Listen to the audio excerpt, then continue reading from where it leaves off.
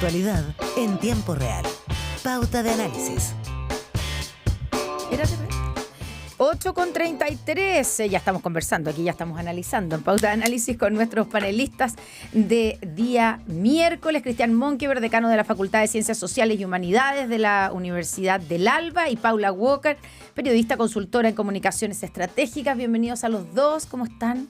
Muy bien, buenos Muy días. colapsadas las calles, ¿o no? Porque No. a mí me tocó mucho.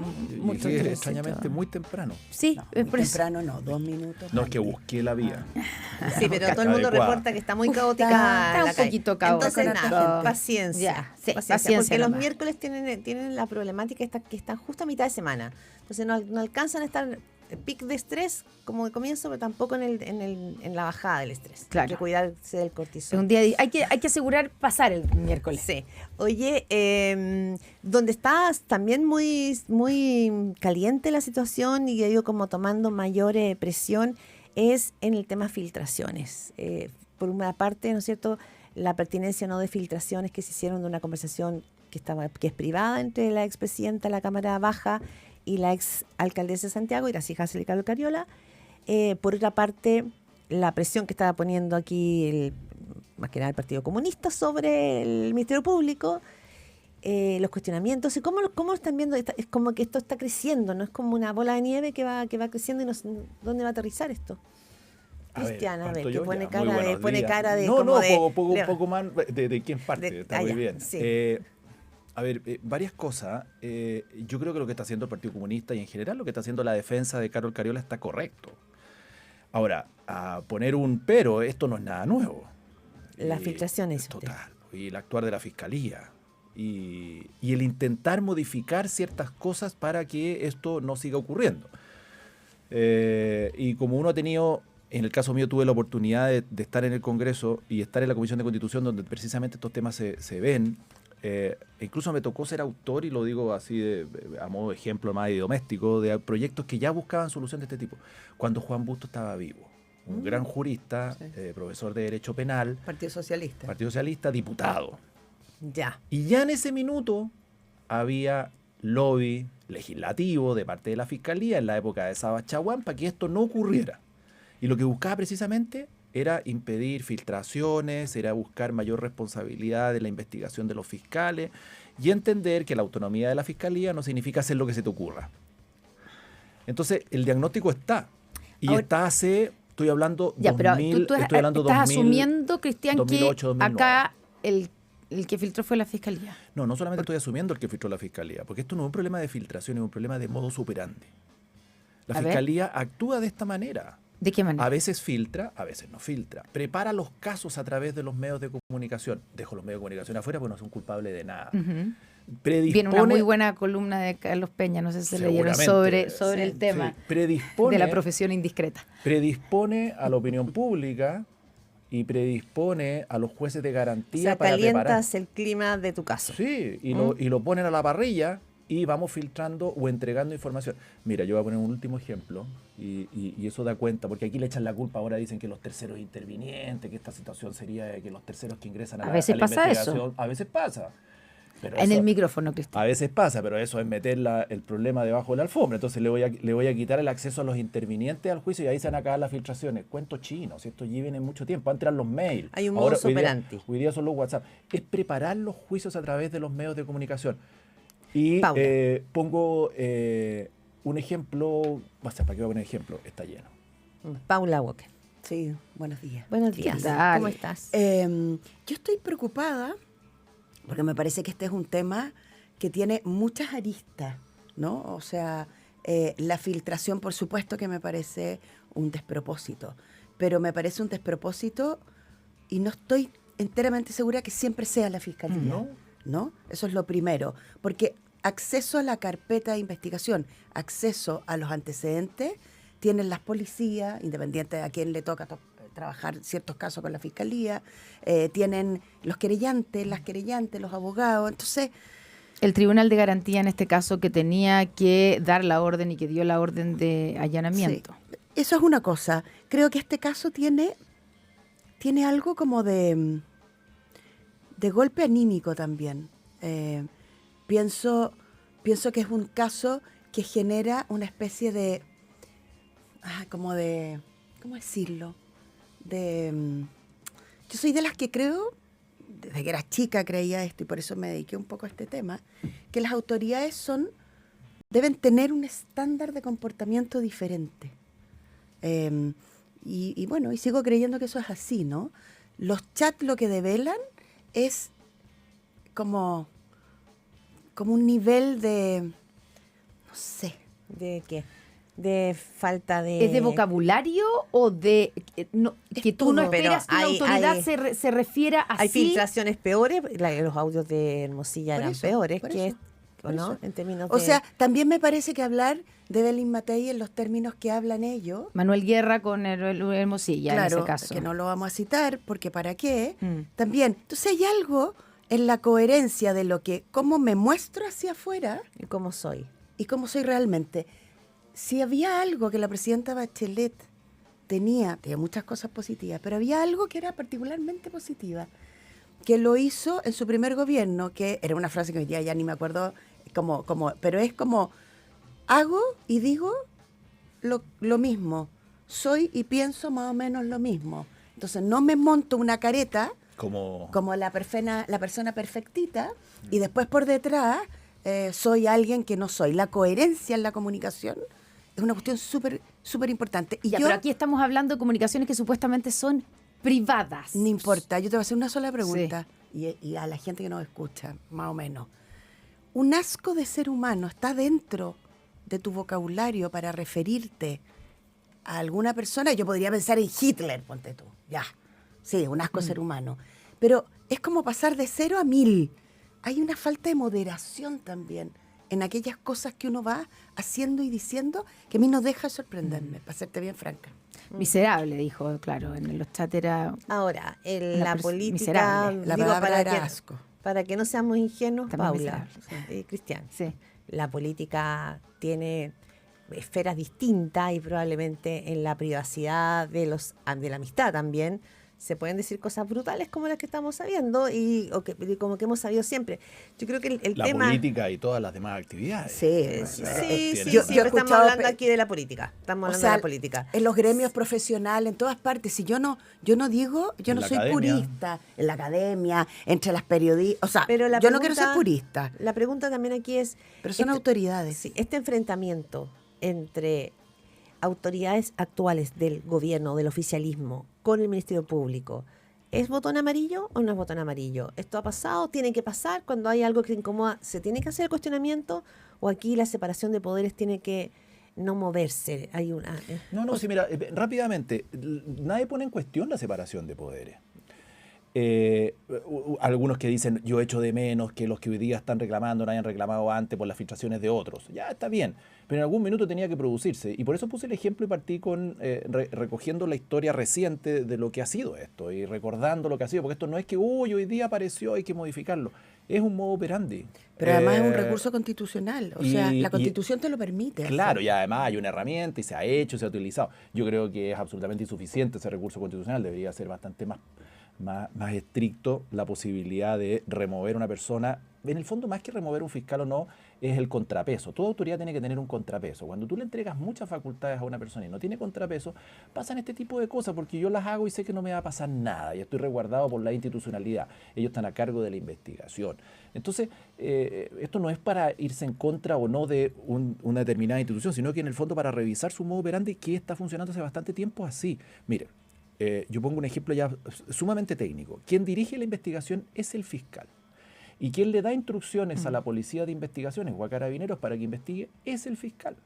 Y a quien le llega primeramente la información de lo que investiga la PDI es el fiscal. Entonces ahora le empiezan a echar la culpa a la PDI, al funcionario de la PDI, de que él recoge toda la información de un teléfono, ¿no es cierto? Y él se la entrega a un fiscal. Ya, pero podría haber Y el filtrado, fiscal pero tiene que podrían ser haber filtrado ellos también. Ellos pueden Sí, filtrar, pero obviamente. finalmente el que filtra y el que entrega y accede la información a la fiscalía, a la carpeta investigativa es ese. Y yo le voy a decir una cosa más. Fíjense lo que pasó en este caso. El gobierno empezó, y mire que él lo hizo, porque yo no soy una persona particularmente de izquierda, ni me acerco para allá, sino que simplemente hablo desde el Ministerio Público. El gobierno hizo una crítica, o el oficialismo hizo una crítica, y la respuesta fue los chats de Carol Cariola respecto al presidente de la República. Antes no habían salido. La primera investigación era la incautación respecto de un tráfico de influencia. No, pero si salieron los chats antes de las conversaciones con Irací pidiéndole que cuando el que ministro de respecto al Justicia. presidente de la República, no. La Entonces, primera, no, sí, lo primero que sale es tráfico de influencia. Sí, lo del el señor chino, la Chino. alcaldesa y la Sí, diputada. sí. El gobierno reacciona fuerte. Y la respuesta fue la opinión de la presidenta de la Cámara de Diputados respecto al presidente de la República. Filtración de un chat. ¿Fue eso un interviniente? ¿Fue eso el fiscal? No tengo idea. Tú dices que el fiscal se enojó, entre comillas, Ese es el modo y operandi. fue Es la que- forma en que contestó. Vamos a filtrar Mire, la parte se que lo- sí se les va a los de- afectar. Se los digo así de claro. Ese es el modo operandi. Y eso es lo que hay que tratar de corregir. Y una discusión, por eso se los dije al principio, desde el 2007, 2006, con proyectos de ley de esa época. Paula Walker. Y otro tema que se pone acá, y después para pasar a otro tema, es algo que estamos viendo en el mundo que tiene que ver con que esto también tironeó un cuestionamiento a la prensa. Sabemos, ¿no es cierto?, la periodista que escribió el artículo, la editora de La Tercera, lo han pasado pésimo. Han habido desde amenazas de muerte por lo bajo a ella y a su familia. Y la publicación de toda la información Entonces, privada. personales y todo. ¿Por qué lo digo? No por hacer una defensa corporativa, de verdad que no, sino porque creo que cuando finalmente tú lo que haces es alimentar un cuestionamiento a la prensa que hace su trabajo, también estás alimentando, digamos, el poco valor por la democracia. O sea, Donald Trump lo que hace es Súper peligroso. criticar a los medios de comunicación, echarlos de sus conferencias de prensa, decir este sí, este no. Javier Milei tomó la decisión de que él elige cuáles son los periodistas que entran a su conferencia de prensa. Con eso eliges también, ¿no es cierto?, cuál va a ser el discurso que te van a publicar. Peligroso eso, ¿no? Súper peligroso. Pero además, los contextos de las cosas, cómo suceden las cosas. Hoy día estamos en una situación de una polarización muy compleja en general y sobre todo en las clases políticas. Entonces, pasamos de amar a odiar profundamente. Pasamos de creer que la Fiscalía y la separación de poderes y la reforma procesal penal fue un éxito, a creer que hoy día la Fiscalía toca todos los botones para filtrarlo todo y solamente lo filtra la Fiscalía. Yo no estoy aquí para defender a la Fiscalía, pero sí creo que la independencia de la investigación, los medios de comunicación, y en eso tampoco seamos románticos, tienen perspectivas, tienen miradas, tienen propietarios. Pero en general las personas que realizan investigación son personas que están aportándole a la democracia datos que son súper relevantes. Pero también son las que reciben las filtraciones. Y no me voy a referir en particular a ellas dos. Yo soy de las que creo que hay que proteger el oficio de la investigación periodística y del periodismo. Y que hay que proteger el doble a las mujeres que se dedican a este oficio. Porque vienen ataques que no son ataques necesariamente por su profesión, sino que además hay violencia de género detrás de las mujeres. Mira cómo eres, mira cómo te vistes, con quién saliste, te separaste, no te separaste, eres una bruja y todas las cosas que pasan en torno a eso. Pero también es súper importante entender el valor público de las cosas que tú filtras.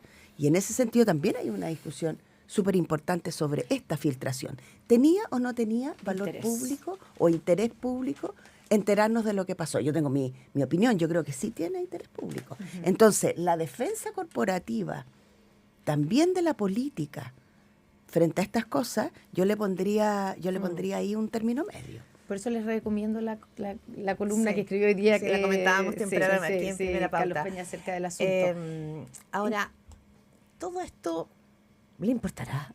No quiero ser populista con este comentario, pero ¿cuánto de esto, digamos, aterrizará en la vida cotidiana de las personas? Un montón. Sí, el tema este de las filtraciones, que yo le dije, que tú me dijiste, que el fiscal dijo. Yo creo que no hubo, Claudia, el fin de semana estuvo esta conversación prácticamente en todas partes. Porque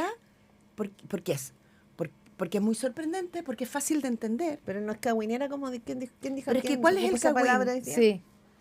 ¿Cuál sería el cagüín? Que una diputada le dice a otra alcaldesa, amiga de las dos del Partido Comunista, que ese gobierno, su gobierno, de una figura generacionalmente cercana, era el peor de todos. Es decir, que se traslucía finalmente aquí.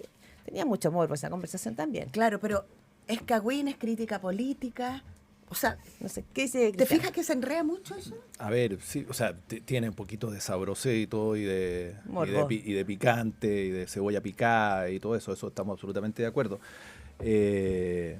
Pero pero ahí uno empieza a escarbar si es que la persona que recibió esto desde un medio de comunicación tenía el suficiente sentido común para entregarlo a la opinión pública o no. Entonces, volvemos a lo mismo. Yo creo que no es esa el cuestionamiento que uno tiene que hacer. Si esto llega a manos de los medios de comunicación, evidentemente se va a saber. Evidentemente se va a saber, salvo que el periodista sepa que es abiertamente una mentira, ¿no es cierto? O sea, lo que en general, así en súper simple, lo que hacemos los periodistas es evaluar si esto tiene interés público o no. Y ahí está la discusión en este caso. Y en este caso. Claro, Paula dice, hay interés público. Peña dice que evidente que hay interés público. ¿Cómo no va a ser importante saber lo que opina una autoridad sobre el gobierno del cual forma parte? Por eso eso no tiene cuestionamiento. Sí. Yo creo que eso es el objetivo. No podemos llegar a discernir si es que el periodista estuvo bien o mal. Hizo lo que tenía que hacer, es su pega, y qué bueno que la haga. Tú dices que el problema está antes, está desde el cómo la fiscalía utiliza de alguna manera o su modus operandi, eso es lo que tú estás diciendo, para instalar sus casos y sus tesis. Evidentemente. Y para, en el fondo... Sí, es lo que les he venido comentando. Entonces, por lo tanto, ¿es de interés público? Claro que es de interés público. ¿Es sabroso? Es sabroso. ¿Tiene contenido político? Tiene contenido político. Y por lo tanto, no le echemos la culpa a la prensa, porque eso sería el peor de los escenarios. O no le cerremos las puertas a la prensa porque estos periodistas me pegan más fuerte o estos me tratan más suave. Ahora, dejamos de hablar, claro. O se dejó de hablar, por esto se dejó de hablar del tema de fondo de la investigación original contra Carol Cariola, digamos.